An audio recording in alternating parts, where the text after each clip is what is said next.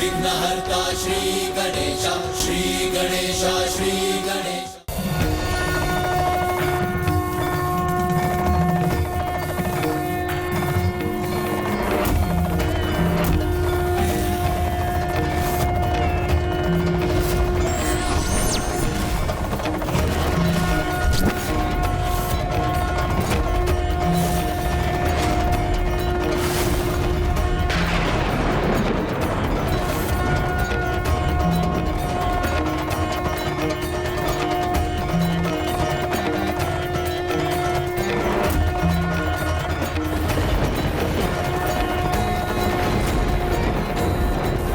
प्रभु श्री हरि नारायण, आपने अपने शंख की ध्वनि उत्पन्न कर मेरे डमरू के नाद को आप तक पहुंचने में जिस बाधा को और भी दृढ़ कर दिया है, मैं उसे अवश्य नष्ट करूंगा।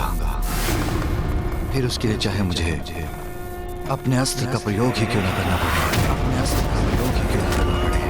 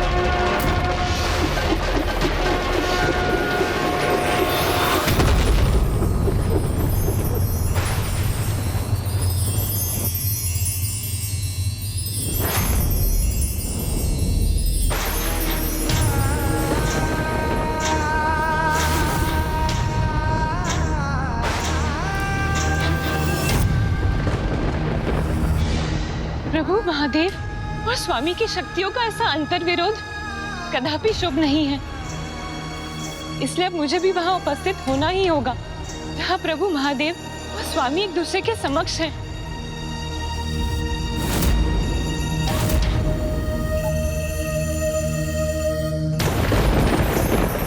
इतना अद्भुत प्रकाश!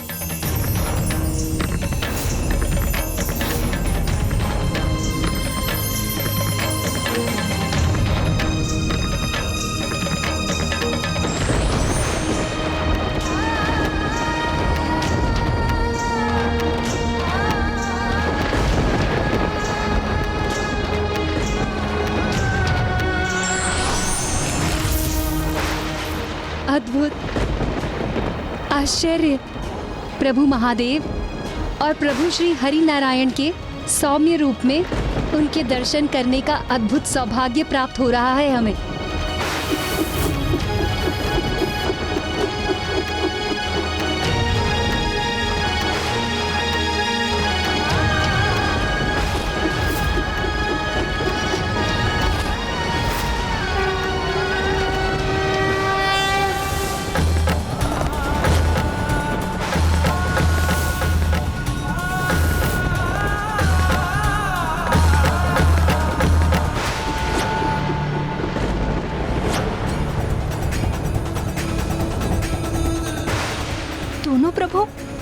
ऊर्जा के प्रभाव से एक दूसरे को सुरक्षित भी कर रहे हैं।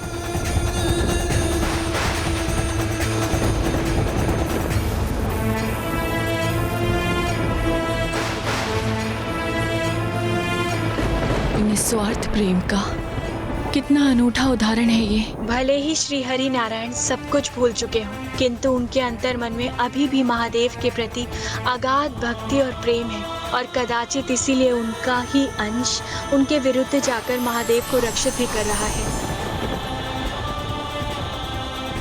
हमारे स्वार्थ से उत्पन्न प्रभु के प्रति हमारा मोह सर्वथा अनुचित था, जिसके कारण हमने दोनों प्रभु के मध्य टकराव की स्थिति उत्पन्न करवा दी। प्रभु श्री हरि नारायण का चक्र और प्रभु महादेव का त्रिशूल, ये दोनों अस्त्र होते हुए भी एक दूसरे को नष्ट करने में असमर्थ थे, क्योंकि इनके माध्यम से दोनों प्रभु का परस्पर स्नेह ही प्रदर्शित हो रहा था।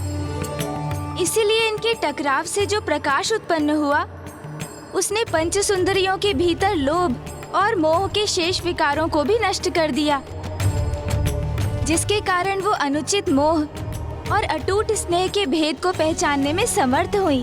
किंतु प्रभु, मैं अभी भी एक दुविधा में हूँ। यदि प्रभु श्री हरि नारायण और महादेव के अंश एक दूसरे को रक्षित कर रहे थे, तो फिर भी आपस में युद्ध क्यों कर रहे थे? ये इसलिए मूषक जी, क्योंकि प्रभु श्री हरि नारायण को अभी भी कुछ स्मरण नहीं आया था। वो तो पंच सुंदरियों को दिए हुए वरदान से अभी भी बंधे हुए थे, और जब तक वो उस स्थिति से बाहर नहीं आते, तब तक उस युद्ध को रोकने का कोई उपाय शेष नहीं था। और अब इस युद्ध में वो होने जा रहा था जिसे कोई नहीं टाल सकता था। एक ओर मेरे प्रभु महादेव ने पशुपतास्त्र का आवाहन कर लिया था, तो वहीं श्री हरि नारायण ने अपने नारायण अस्त्र का, वो नारायण अस्त्र जिसमें समस्त ब्रह्मांड की समस्त ऊर्जा संचित है।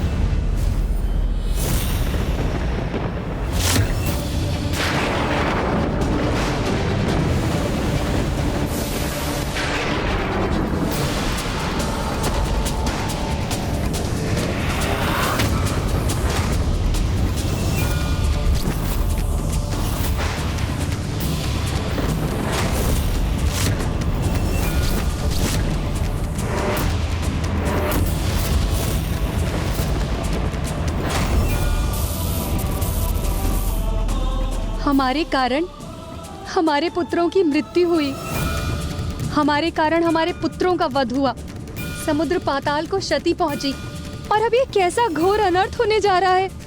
ये विध्वंस तो समस्त संसार के लिए विनाशकारी होगा।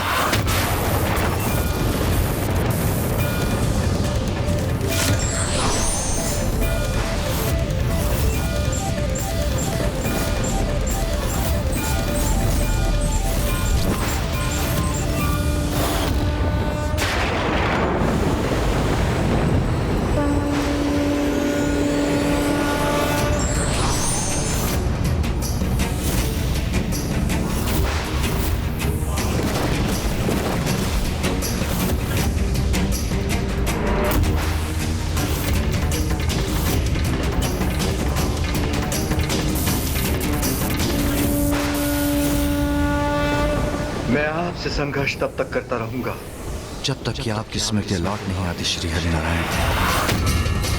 और मुझे पूर्ण विश्वास है ऐसा अवश्य होगा।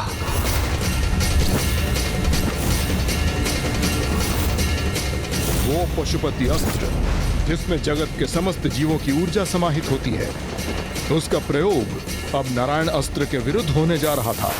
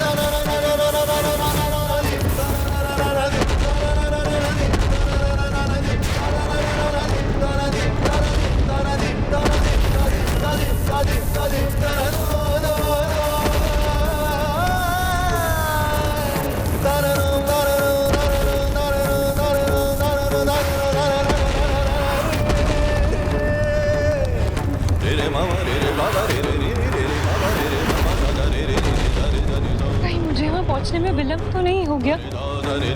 वो सर्वनाशी युद्ध आरंभ तो नहीं हो गया?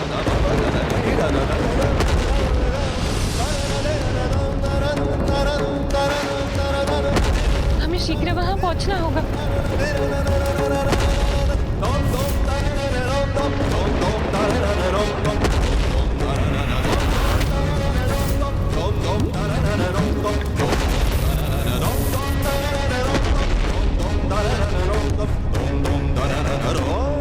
प्रभु की ये कैसी लीला है जो मेरे लिए सर्वथा अकल्पनीय है, वो कैसे घटित हो रहा है आज। स्वामी और श्री हरि नारायण परस्पर युद्ध करने के लिए क्यों तत्पर हो उठे?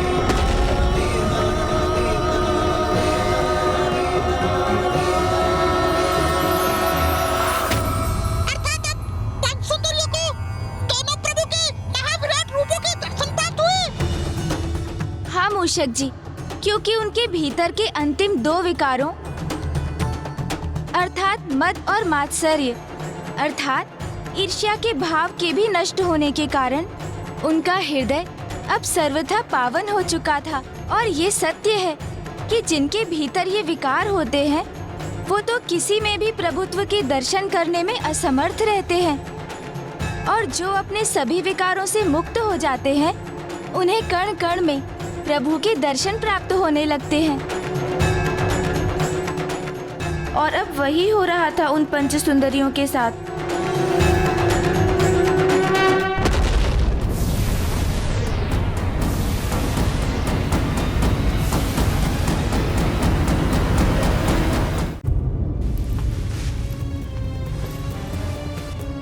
ये कैसी ईर्ष्या,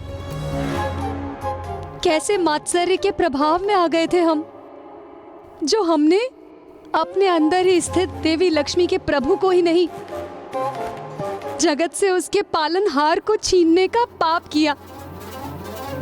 प्रभु को पाकर भी उन्हें पूर्ण रूप से पाने में असमर्थ रही हम, और प्रभु से जो पुत्र हमें प्राप्त हुए थे उन्हें भी हमने खो दिया। देवी पार्वती ने सत्य ही बोला था। हमने स्वयं ही अपने विनाश को आमंत्रण दिया है। जिस प्रकार स्वार्थ से की गई सहायता पुण्य नहीं होती, उसी प्रकार छल से प्राप्त किया गया वरदान तप का फल नहीं होता। हे देवी पार्वती, हमने पूर्व में आपका सुझाव स्वीकार नहीं किया, इसके लिए हमें क्षमा करें। हमारी पूर्व की मूर्खता, हमारे अहंकार, हमारी ईर्ष्या, हमारे अनुचित मोह के लिए हमें क्षमा करें।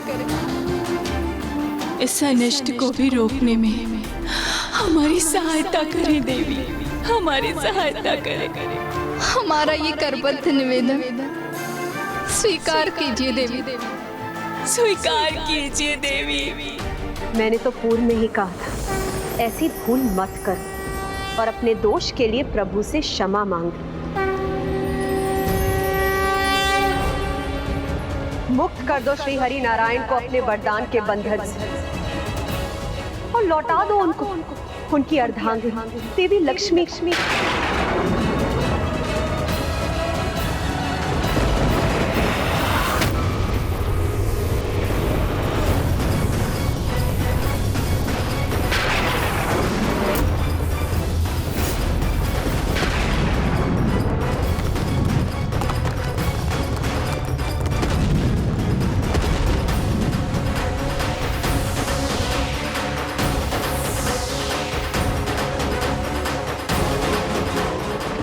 प्रतीक्षा में और विलंब कर रही हो तुम सभी।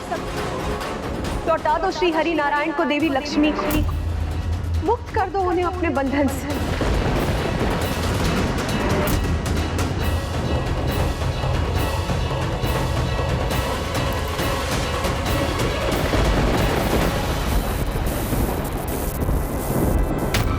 हम आपको हमारे वरदान के प्रभाव से मुक्त करते हैं प्रभु।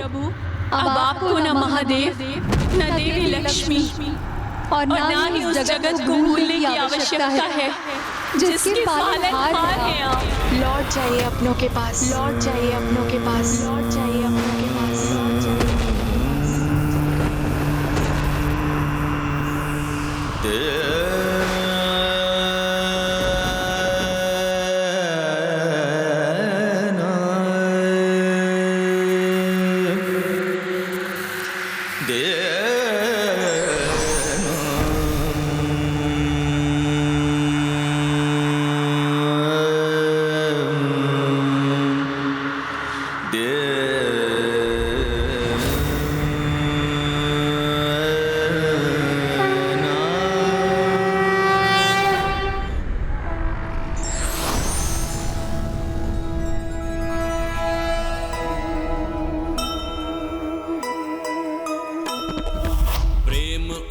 भक्ति का अद्भुत ये नाता,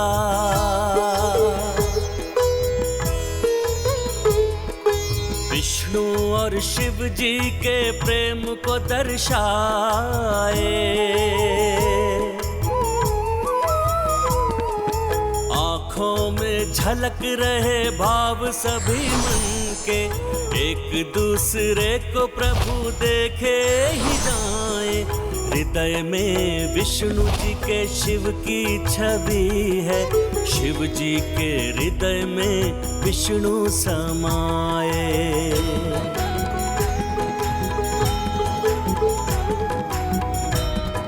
महादेव नारायण,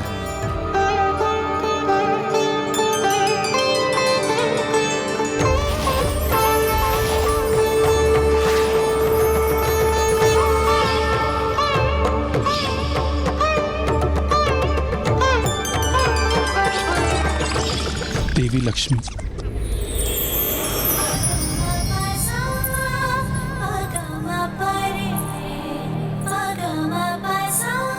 स्वामी,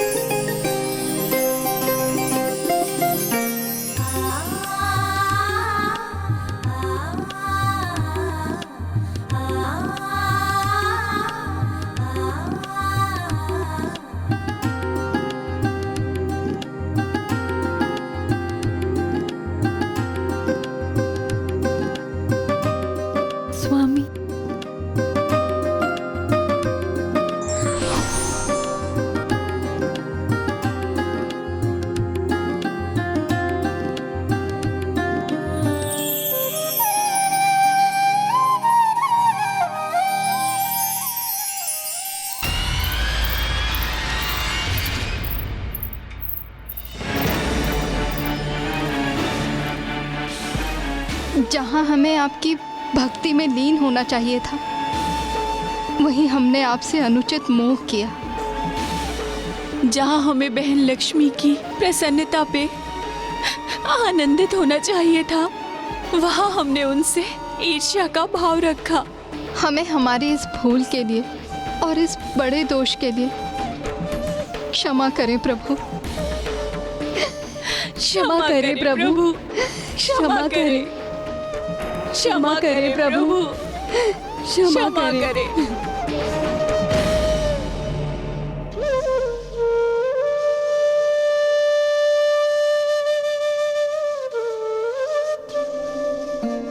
अब तो आप सभी को मात्र महादेव ही क्षमा कर सकते हैं।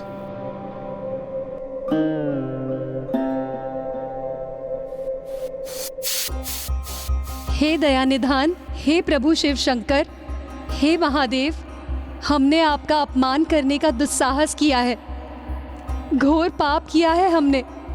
हमने आपको प्रभु श्री हरि नारायण को उनके स्थान पर ले जाने से रोकने का अपराध किया है। हमें क्षमा करें प्रभु, हमें क्षमा करें। क्षमा कर दीजिए प्रभु, क्षमा कर दीजिए प्रभु, हमें क्षमा कर दीजिए।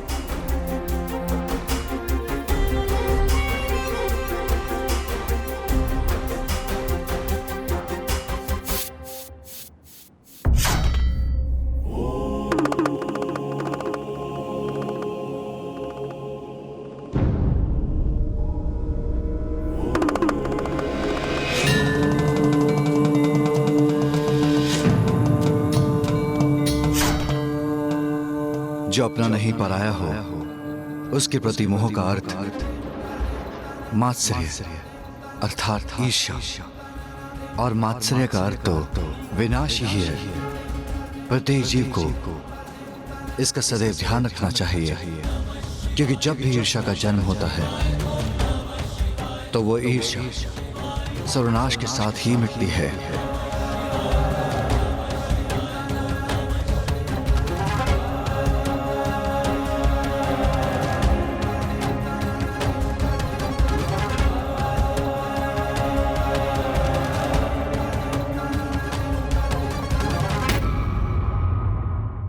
तो इस प्रकार मेरे प्रभु शिव शंकर शंभू के वृषभ अवतार की कथा पूर्ण हुई।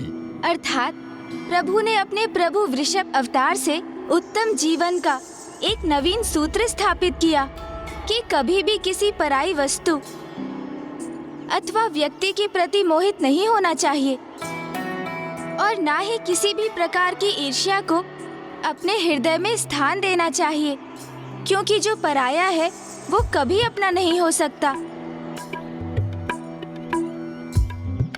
अब हमें प्रभु वृषभ की स्तुति करनी चाहिए।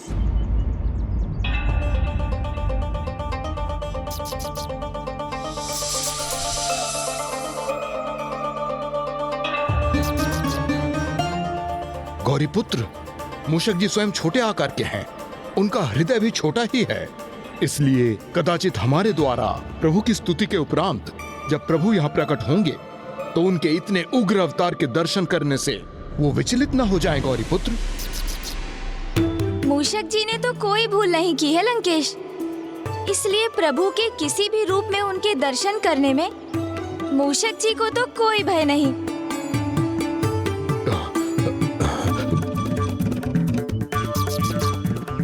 किंतु गौरीपुत्र,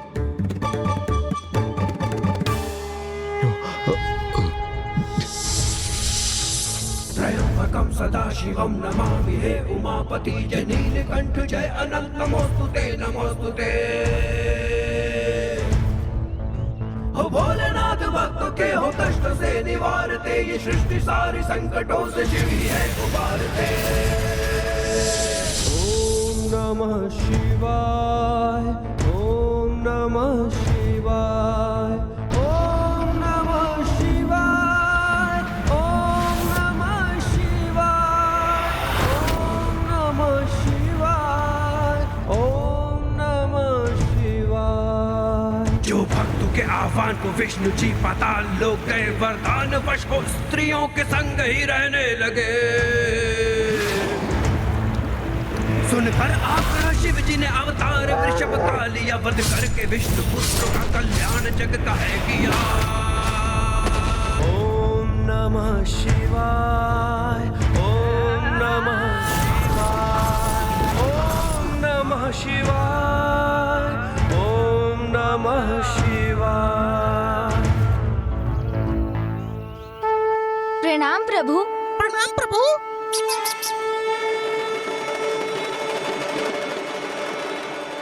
लंकेश रावण का भी प्रणाम स्वीकार कीजिए प्रभु।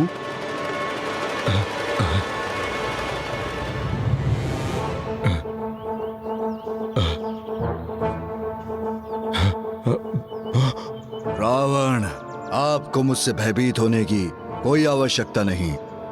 मैं प्रभु के आत्मलिंग को आपसे लेने नहीं आया हूं।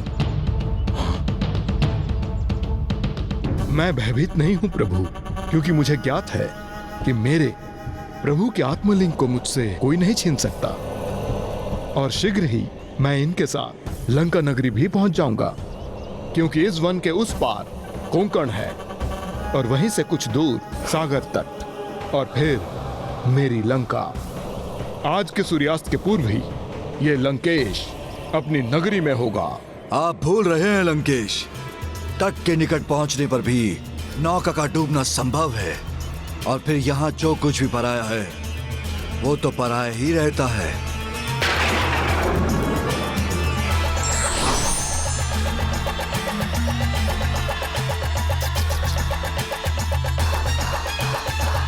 अब आप कहाँ खो गए लंकेश?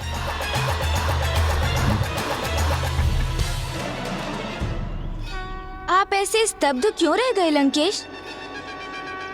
मूषक जी ने तो आपसे मात्र इतना ही पूछा कि आप किन विचारों में डूब गए। मेरे विचार से गौरी पुत्र, अब यहाँ मूषक महाराज का कार्य संपन्न हुआ, इसलिए अब इन्हें यहाँ से लौटना चाहिए, अन्यथा ये हमारी गति मध्यम कर देंगे और मुझे शीघ्र लंका पहुंचना है।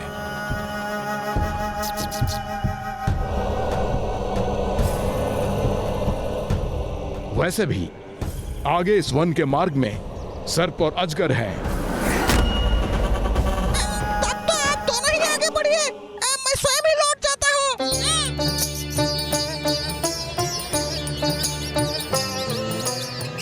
मूषक जी, ओहो, मूषक जी तो गए, अर्थात अब मुझे स्वयं ही लंकेश को विलंब करवाकर उन्हें लंका जाने से रोकना होगा। मूषक। लंकेश, जल ग्रहण कीजिए।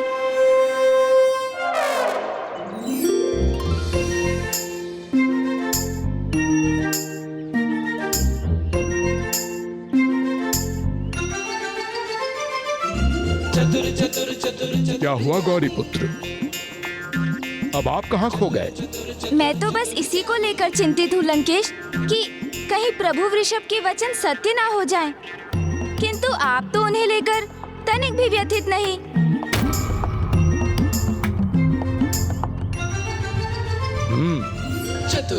मुझे एक बात बताइए गौरी पुत्र, प्रभु अपनी संपूर्णता में किस रूप में प्रकट होते हैं?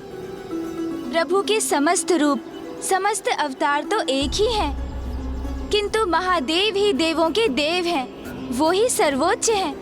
उचित कहा आपने, क्योंकि वो ही महानतम हैं। और अब ये भी बताइए मुझे कि संसार में प्रभु का महानतम भक्त कौन है? महादेव के महानतम भक्त लंकेश, परशुराम जी।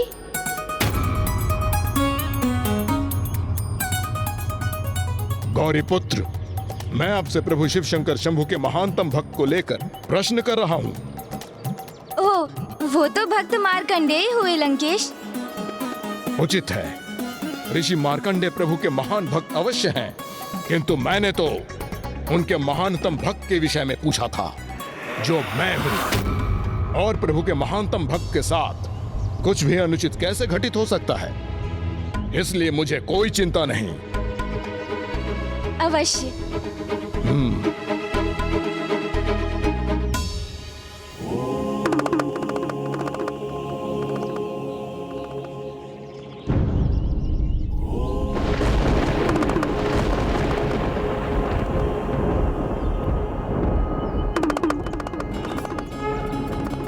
और देखिए गौरी पुत्र, मेरे प्रभु शिव शंकर शंभु तो सदा मेरे साथ हैं। उसका प्रमाण आपके समक्ष है। प्रणाम पिताश्री। और प्रभु के इस कृष्ण रूप के दर्शन से मुझे उनके कृष्ण दर्शन अवतार का स्मरण हुआ है। आइए, अब मैं आपको प्रभु अवतार की अगली कथा सुनाता हूँ। अवश्य लंकेश, चलिए।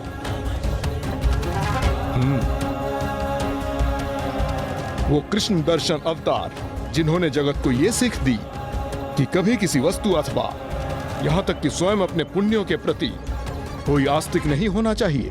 ओम नमः शिवाय, ओम नमः शिवाय, ओम नमः शिवाय, ओम नमः शिवाय, ओम नमः शिवाय, ओम नमः शिवाय। मैं शब्द अहंकार का सूचक है, इससे स्वयं को सदैव ही दूर रखना चाहिए, क्योंकि एक भक्त की महानता वो स्वयं नहीं अपितु संसार ही नियत करता है। धार्मिक वीडियो सबसे पहले देखने के लिए हमारे चैनल को सब्सक्राइब करें और बेल आइकन दबाएं। लंकेश, प्रभु के कृष्ण दर्शन अवतार की कथा कैसे और कहां से आरंभ होती है?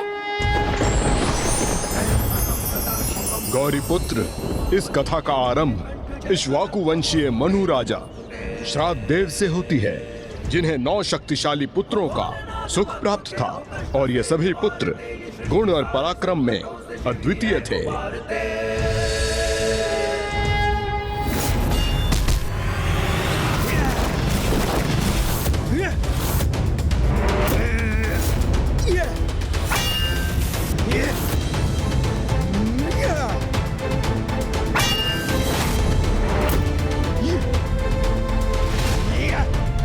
मेरा पराक्रम सबसे उत्तम होगा, ये तो अभी ज्ञात हो जाएगा भ्राता।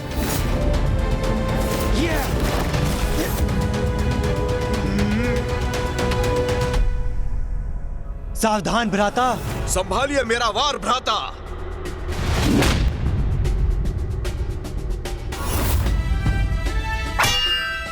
भ्राता, ये दाव मेरा आपको चित्त कर देगा। कदापि नहीं, चित्त तो आप होंगे भ्राता श्री।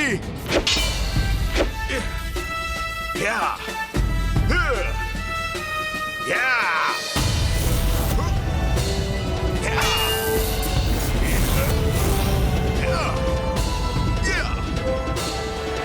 अद्भुत।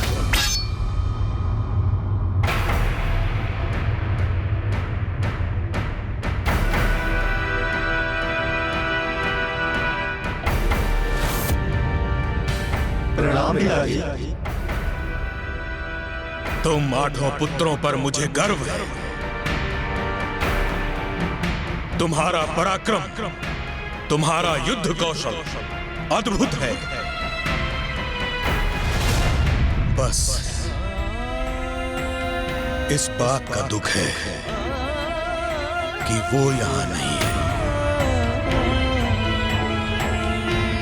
तुम 8 के साथ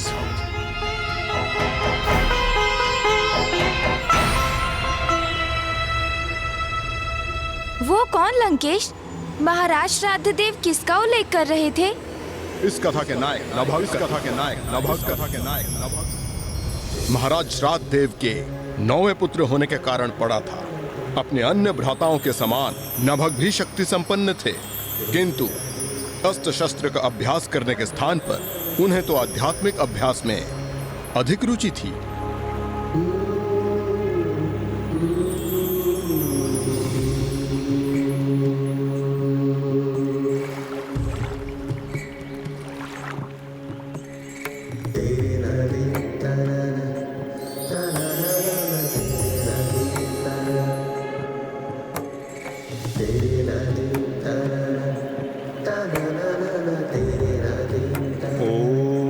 नमः शिवाय, ओम नमः शिवाय, ओम नमः शिवाय, ओम नमः शिवाय, ओम नमः शिवाय।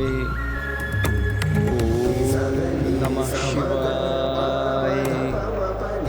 इस प्रकार बहुत समय बीत गया और जब श्राद्ध देव वृद्ध हो गए तो राज्य का कार्यभार का दायित्व उनके 8 पुत्रों ने संभालना आरंभ कर दिया।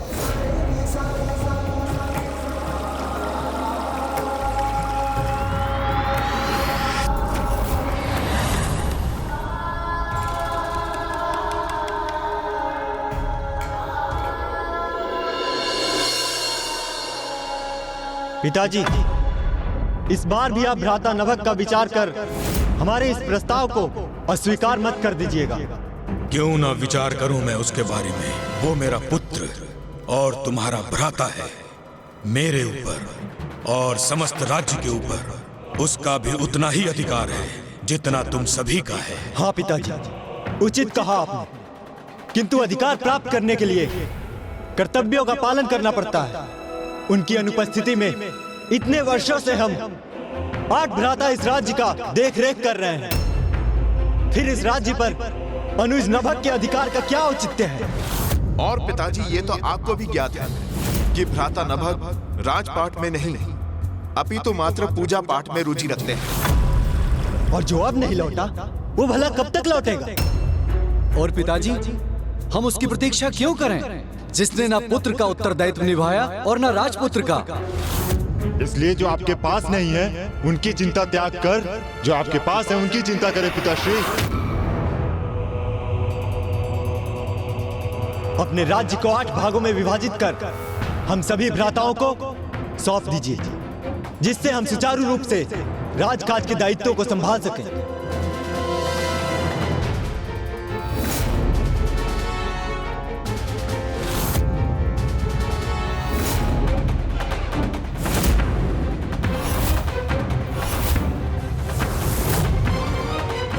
यदि तुम 8 भ्राताओं की यही कामना है तो संसार के सर्वोच्च शिखर पर स्थित होकर मैं मनु श्राद्ध देव संसार की सभी 8 दिशाओं को मैं तुम सभी 8 भ्राताओं में विभाजित करता हूं।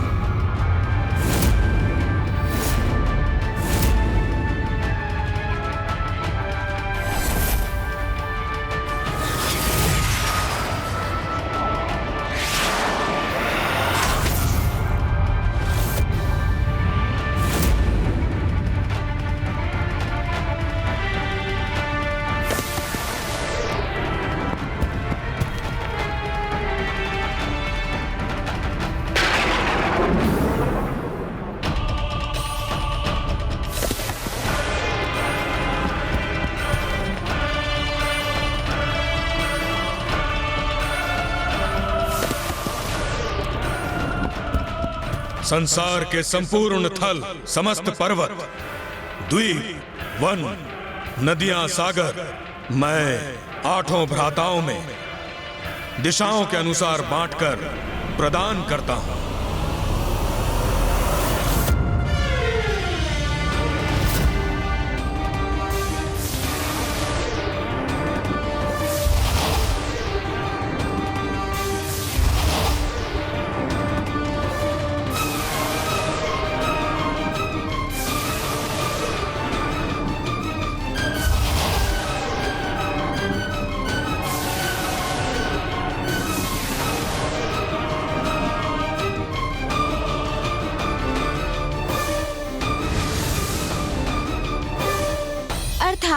उन्होंने अपने 9वें पुत्र नभक को देने के लिए कुछ शेष नहीं रखा।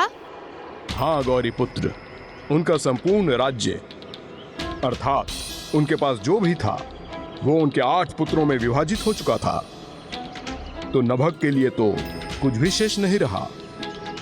इसकी चिंता और ग्लानि के कारण ही महाराज श्राद्ध देव के स्वास्थ्य का हनन होने लगा और इस अवस्था में भी उनके मुख, उनकी जीवा पर एक ही नाम था।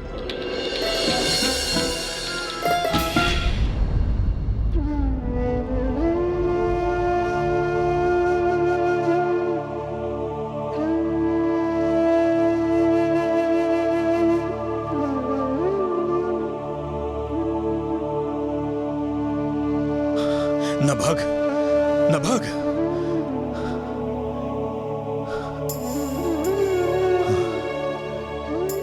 कहाँ है मेरा पुत्र नभग? वो आ गया क्या?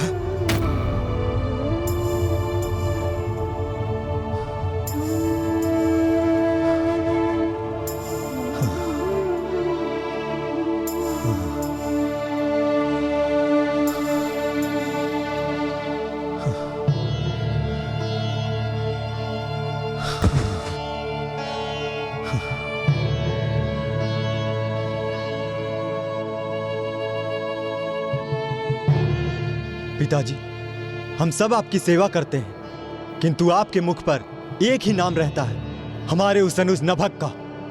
कहाँ है वो?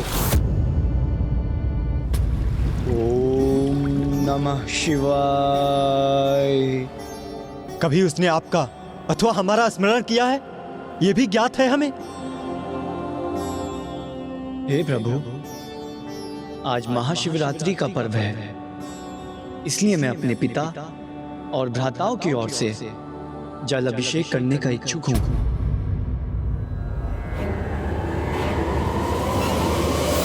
ओम त्र्यंबकं यजामहे सुगंधिं पुष्टिवर्धनम् उर्वारुकमिव बंधनान् मृत्युर्मुक्षीयमामृता। पिताजी, हमें तो प्रतीत होता है कि नभग हमें पूर्णतया भूल ही चुका है। वो कभी हमारा कुशल क्षेम जानने नहीं आया, ना ही आकर उसने कभी आपकी दशा ही पूछी कि आप कैसे हैं। ओम नमः शिवाय।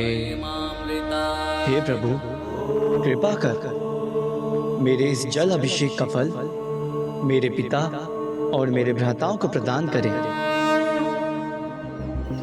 एक ओर तो उन 8 भ्राताओं को नभग के नाम का श्रवण भी स्वीकार नहीं था, और वहीं दूसरी ओर नभग उन्हें ही अपना पुण्य प्रदान कर रहे थे। हाँ गौरी पुत्र, उन 8 भ्राताओं की तो यही मान्यता थी कि वही 8 राज्य के समस्त कार्य कर रहे थे, और धीरे धीरे उन्होंने अपने पिता के निकट जाना भी कम कर दिया। अर्थात लंकेश, उन विशाल राज्यों का उत्तरदायित्व निभाने वाले उन 8 पुत्रों के लिए पिता की सेवा का दायित्व निभाना अब कष्टदायी होने लगा था। हाँ गौरी पुत्र, किंतु अब समय आ गया था इस स्थिति में एक बड़ा परिवर्तन आने का। ओम नमः शिवाय। ओम नमः शिवाय। ओम नमः।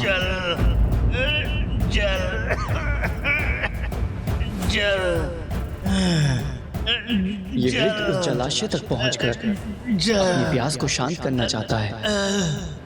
मुझे इसकी सहायता करनी चाहिए। पिताजी, पिताजी, संभालिए पिताजी, संभल कर। आपको प्यास लगी है पिताश्री, मैं आपको जल पिलाता हूँ।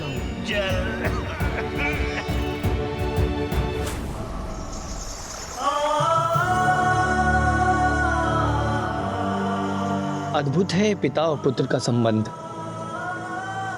पुत्र के जीवन के आरंभ में पिता पुत्र को उंगली पकड़कर उसका मार्गदर्शन करते हैं, उसके सहायक बनते हैं, तो फिर आयु में वृद्धि होने पर पुत्र पिता का सहायक बनता है। यदि ये बालक अपने पिता के प्रति कर्तव्य निभा रहा है तो मैं कैसे चूक गया? मेरे पिता भी तो अब वृद्धावस्था में ही होंगे, उन्हें भी मेरी सहायता की आवश्यकता होगी। मेरे भ्राता अवश्य वहाँ हैं, किंतु मुझे इस समय उनके साथ होना चाहिए। मुझे अपने कर्तव्य का निर्वहन करना चाहिए।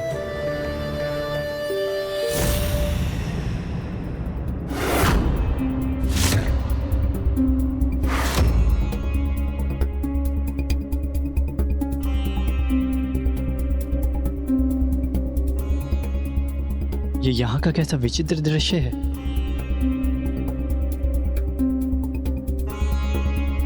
आठ सिंहासन,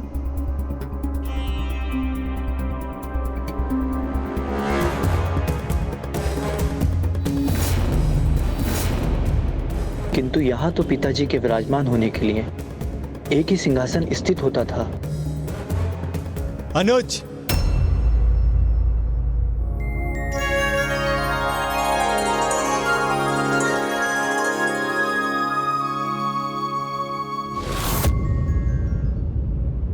तुम यही विचार कर रहे हो ना कि पूर्व में इस राज्य सभा में एक ही सिंहासन था और अब 8 सिंहासन कैसे हैं?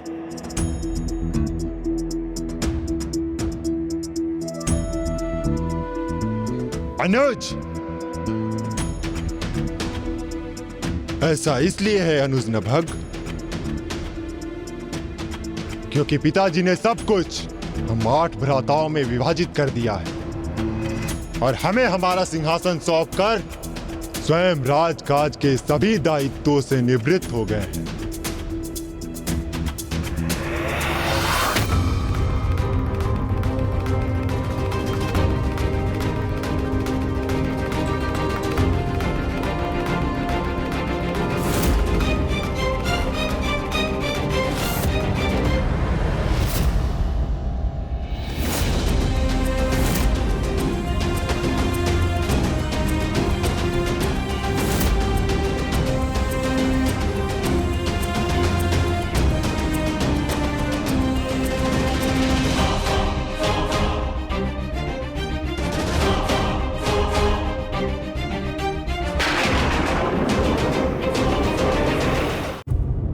प्रणाम भ्राताओं। तुम अब यहाँ क्यों आए हो? अपना मार्ग भूल गए हो या कोई विवशता तुम्हें खींच लाई है यहाँ? इतने वर्षों के उपरांत तुम यहाँ अपना अधिकार प्राप्त करने तो नहीं आए हो ना? हाँ नभग, इतने समय से अनुपस्थित रहे हो तो अब यहाँ तुम्हारा कोई अधिकार नहीं है। यहाँ जो विभाजन होना था वो बहुत समय पूर्व हो चुका है, इसलिए यहाँ कुछ भी प्राप्त करने की आशा मत रखना। अनुज, हम सब अपना उत्तरदायित्व निभा रहे हैं यहाँ, इसलिए यहाँ का समस्त अधिकार अब हमारा है।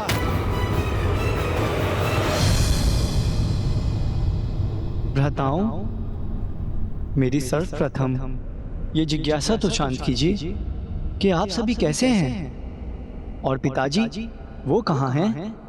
कैसे हैं वो? कदाचित हमें भावुक करने का प्रयास कर रहा है ये।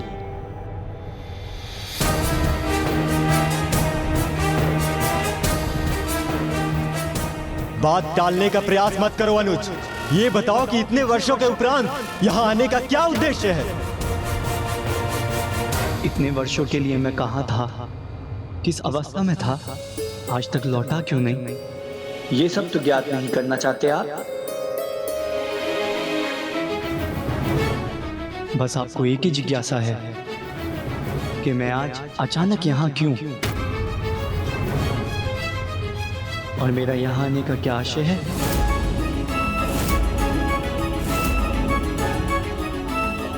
यदि ये इस राज्य में अपना भाग मांगेगा तो हम इसे कदापि नहीं देंगे। भ्राताओं, मैं मात्र इतनी अनुमति चाहता हूँ कि आप मुझे पिताजी से मिलने का अवसर दें।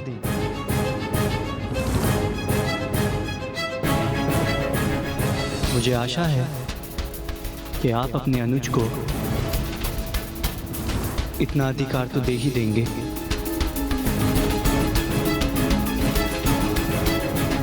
मुझसे, एक पुत्र से अपने पिता के दर्शन करने का अधिकार तो मत छीनिए आप।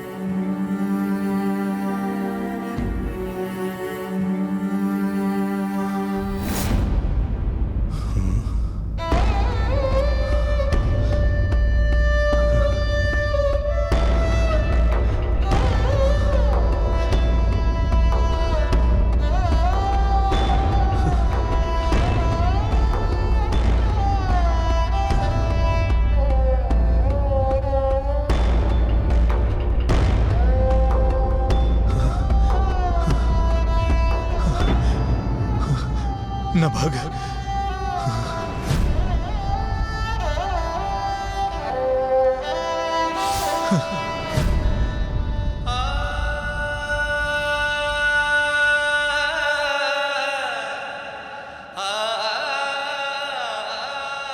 इस आशा में कि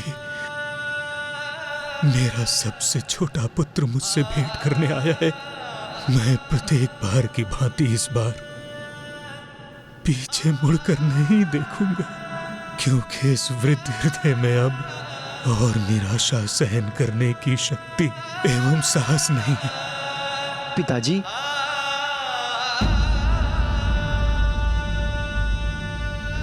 पुत्र, कब तुम वास्तव में मेरी दृष्टि के सम्मुख होगे? कब मुझे तुम्हारे आने की मिथ्या आभास से मुक्ति मिल पाएगी?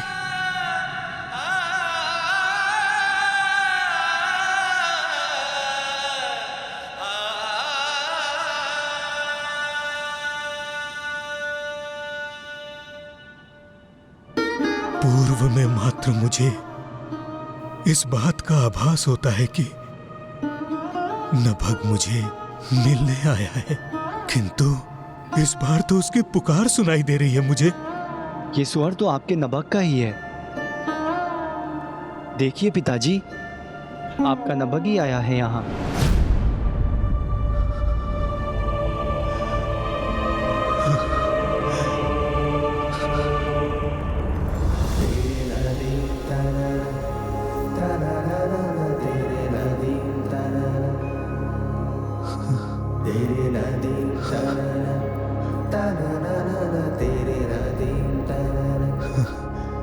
मेरा पुत्र नभग, नभग, नभग, पिताजी, नभग, पिताजी, संभालिए स्वयं को। नभग, मेरा पुत्र नभग, तुम आ गए। नभग, मुझे तो विश्वास नहीं हो रहा। मुझे तो लग रहा है जैसे मैं कोई स्वप्न देख रहा हूँ। पुत्र, तुम आ गए।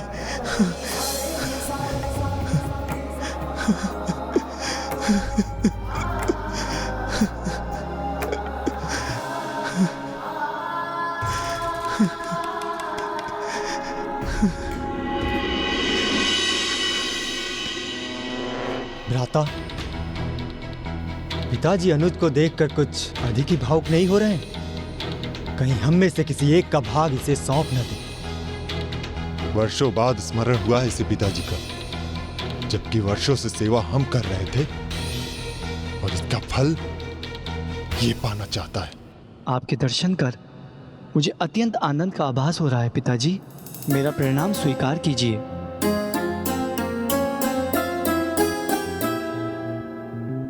अपने इस पुत्र को आशीष दीजिए पिताजी।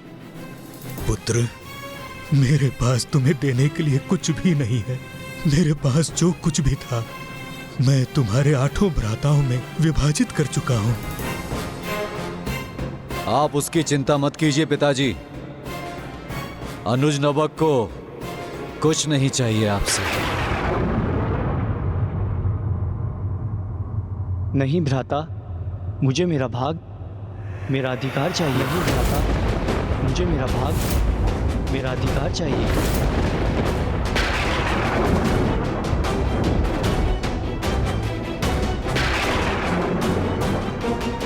मुझे ज्ञात था, इतने वर्षों तक वन में वास करने पर भी सांसारिक सुखों के प्रति तुम्हारी आसक्ति नष्ट नहीं हुई। इधर उधर भटकने के पश्चात थक चुके हो तो बिना श्रम किए आ गए यहाँ अपना अधिकार मांगने।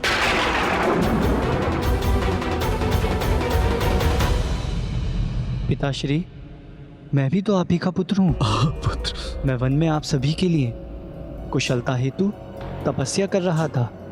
ये मेरा श्रम था, इसलिए अब मुझे अपना अधिकार अवश्य चाहिए पिताजी। आपका सबसे छोटा पुत्र होने के नाते आप मेरे अधिकार से मुझे कैसे वंचित कर सकते हैं पिताजी? लेकिन हम अपने भाग से तुमको कुछ भी नहीं देने जा रहे हैं। हाँ पुत्र, तुम्हारे भ्राता तुम्हें कुछ नहीं देना चाहते। मैं राज्य पर से अपना अधिकार खो चुका हूं। मेरे पास तुम्हें देने के लिए कुछ भी नहीं है। मेरा स्वयं पर ही अधिकार रह गया है बस। तो इसमें चिंता की क्या बात है पिताजी? क्योंकि मुझे तो मात्र आप ही चाहिए। मुझे तो मात्र आप ही चाहिए। मात्र आप ही चाहिए।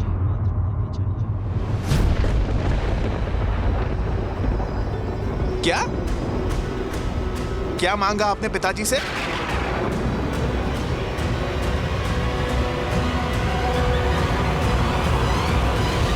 कदाचित आपने उचित प्रकार से सुना नहीं। मुझे और कुछ नहीं, मात्र पिताजी चाहिए। जिस प्रकार एक पिता की उसकी संपूर्ण संपत्ति उसकी संतान होती है, उसी प्रकार एक संतान की संपत्ति उसके माता पिता होते हैं। इसलिए मैं आपको अपने भाग के रूप में पाना चाहता हूं पिताजी।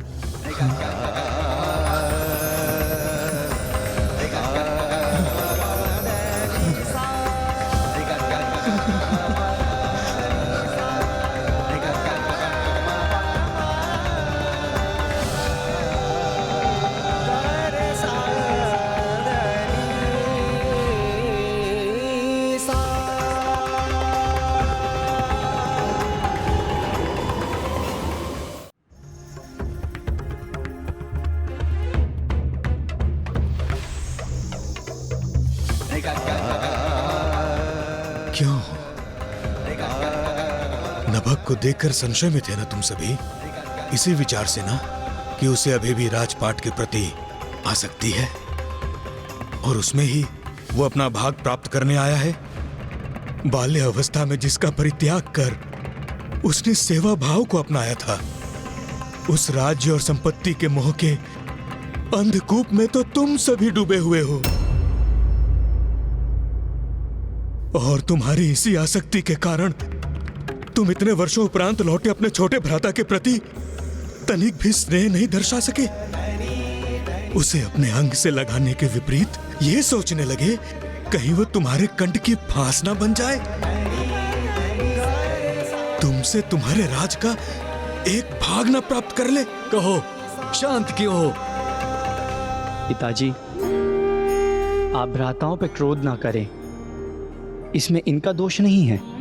इतने समय के उपरांत मैं अचानक लौट आया तो कदाचित इस कारण ये नहीं पुत्र, तुम्हारे प्रति इनके इस व्यवहार का कारण तुम्हारा अचानक लौट आना नहीं है। इनकी आसक्ति है। जो इन्हें चाहिए था उसका विभाजन तो ये पूर्व में ही कर चुके हैं, और जो इन्हें नहीं चाहिए था अर्थात ये वृद्ध पिता, उसको इन्होंने तुम्हारे लिए छोड़ दिया। इस पिता को राज विभाजन के उपरांत इन लोगों ने भुला दिया। पिताजी, ऐसा तो कुछ भी नहीं था। राज्य के दायित्व ही ऐसे हैं कि नहीं पुत्र, एक ओर जहां तुम्हारे जैसे पुत्र हैं, वहीं दूसरी ओर नभग जैसे पुत्र भी हैं, जिनके पास कुछ नहीं होने पर भी वो स्वयं अपने पिता के प्रति सेवा का दायित्व स्वीकार करते हैं। तुम्हारे जैसे पुत्र तो मात्र राज्य संभाल सकते हैं, किंतु नभग जैसे पुत्र समस्त जगत को संभाल सकते हैं।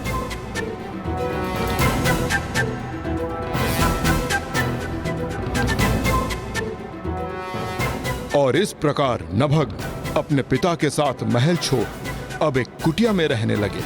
किंतु वहां भी तो उन्हें अब एक नवीन समस्या का सामना करना था। गौरी पुत्र,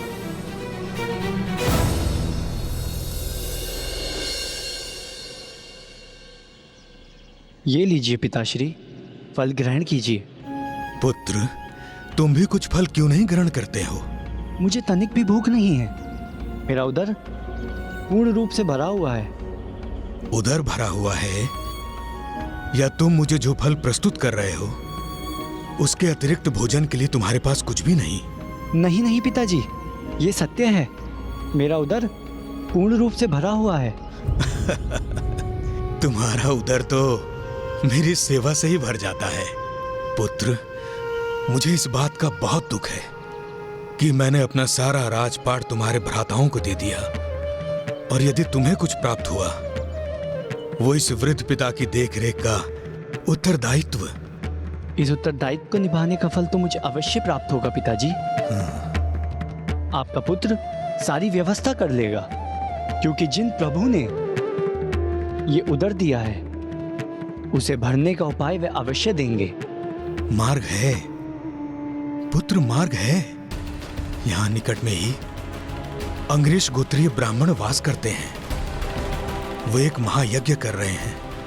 मैं चाहता हूं कि इस महायज्ञ में तुम उनकी सहायता करो, और यज्ञ के पश्चात जो शेष बचे उस अवशिष्ट को यहाँ लेकर आओ। उससे हमारा जीवन यापन हो जाएगा। जो आज्ञा पिताश्री।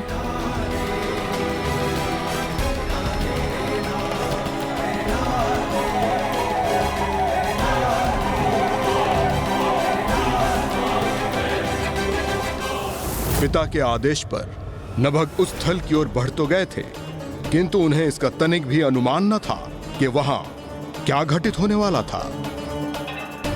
जो अंगिरस गोत्रीय ब्राह्मणों के यज्ञ उपरांत होने जा रहा था, वही प्रभु महादेव के कृष्ण दर्शन अवतार का कारण बनने वाला था।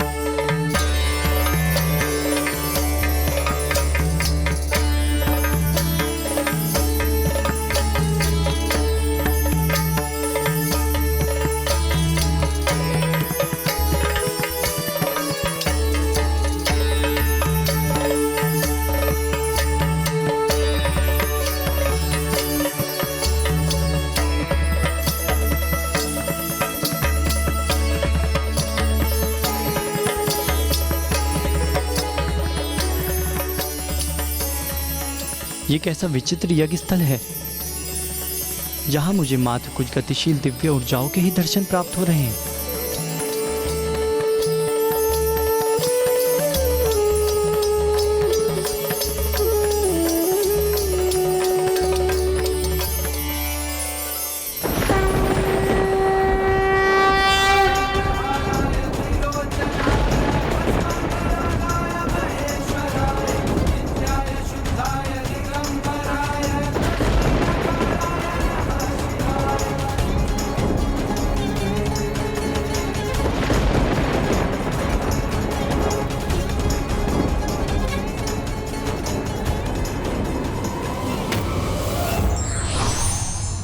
समस्याएं व्यक्ति को विकट परिस्थिति में और भी सबल बनाती हैं। इसलिए बिना भय के इसे चुनौती के